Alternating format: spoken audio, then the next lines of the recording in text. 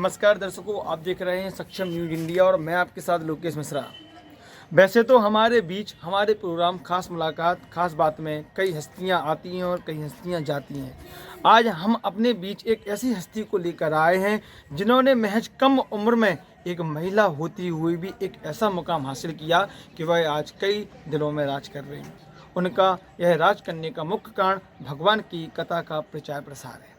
वो निरंतर अपनी वाणी से भगवान ठाकुर जी, श्री रामचंद्र भगवान एवं खाटू श्याम दरबार की जागरण करती हैं और निरंतर अपनी वाणी से लोगों तक उनकी गाथा, उनकी महिमा को पहुंचाती हैं। आइए चलते हैं, आज हम अपने प्रोग्राम में उनसे आपको मिलाते हैं कि आखिर उन्हें किसके द्वारा एक प्रेरणा मिली और आखिर उन्होंने इस मार्ग को क्यों चुना। चलिए, हमारे साथ आज जुड़ रही हैं जनक नंदिनी जी। का सक्षम न्यूज इंडिया में स्वागत है। जय श्री राधे, जय श्री कृष्णा सभी दर्शकों को। जैसा कि मुझे आपके श्रोताओं से, आपके सहयोगियों से जानकारी मिली है कि आप निरंतर भगवान ठाकुर जी की भक्ति में लीन रहती हैं, साथ साथ आप भक्ति का प्रचार प्रसार भी कर रही हैं। आखिर ये प्रेरणा आपको कहाँ से मिली, कौन आपका मार्गदर्शक रहा? मैं कहना चाहूँगी कि वैसे माहौल तो हमारा सत्संग का ही रहा। हमारे घर में शुरू से ही ठाकुर जी की भक्ति और सत्संग, भजन वगैरह यह सब चलता रहता था। हमारे बाबा दादा जो सुंदरकांड का पाठ करते थे, जन जन में जाकर के सुंदरकांड का पाठ करना और सभी की ठाकुर जी के द्वारा सेवा की महत्वता समझाना, उनको बताना कि क्या भगवान है, क्या भगवान की कृपा कैसी है, ये सब कुछ। और हमें भी जाने का मौका मिलता था बाबा दादा के साथ में, तो उनके द्वारा सत्संग कुछ ऐसे सत्संग बताते थे, भजनों को भी सुनाते थे और हमेशा ही माता पिता भी हमारे साथ में मंदिर में साथ में लेके जाते और वहाँ पे भी सत्संग श्रवण करना, भजनों को सुनना। तो शुरू से ही हमारे घर में माहौल सत्संग का रहा और यहीं से हमें यह प्रेरणा मिली है। जैसा कि मैं देखा है, मैंने आपके वीडियो को देखा है, मैंने आपकी प्रोफाइल को भी चेक किया है और आपके जो श्रोता हैं उन लोगों के माध्यम से आपकी वाणी के बारे में भी सुना है। तो मैं ये जानना चाह रहा हूँ कि जब आप मंच पे जाते हैं, इतने लोगों के बीच रहते हैं, तो आपको कैसा लगता है भगवान की कथा बताने में, भगवान के गुणगान लोगों को समझाने में? आप कैसा अनुभव महसूस करती हैं? भगवान के गुणानुवाद तो अनंत हैं, हरि अनंत, उनकी कथा भी अनंत है ना। कथा भी अनंत है और ठाकुर जी भी अनंत हैं। उनकी कथा का कोई बखान नहीं कर सकता है। और जब हम कथा बोलते हैं तो उस समय में ये नहीं लगता कि हम बोल रहे हैं।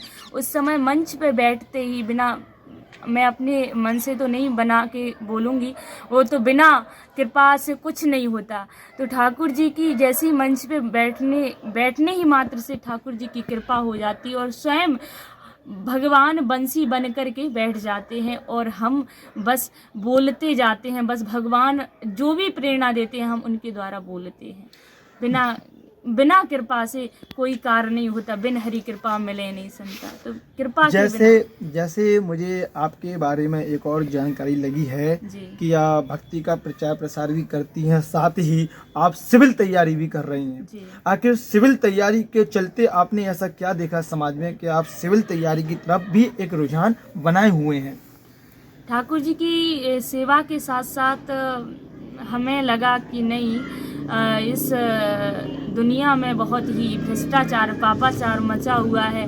लोग बेटियों के प्रति गलत भावना रखते हैं। आजकल देखते भी हैं, सुन भी रहे हैं, न्यूज पे जो भी है सब बता रहे हैं कि ऐसा ऐसा बेटियों के प्रति ज़्यादा ही गलत भावना है, भ्रष्टाचार मचा हुआ है ना।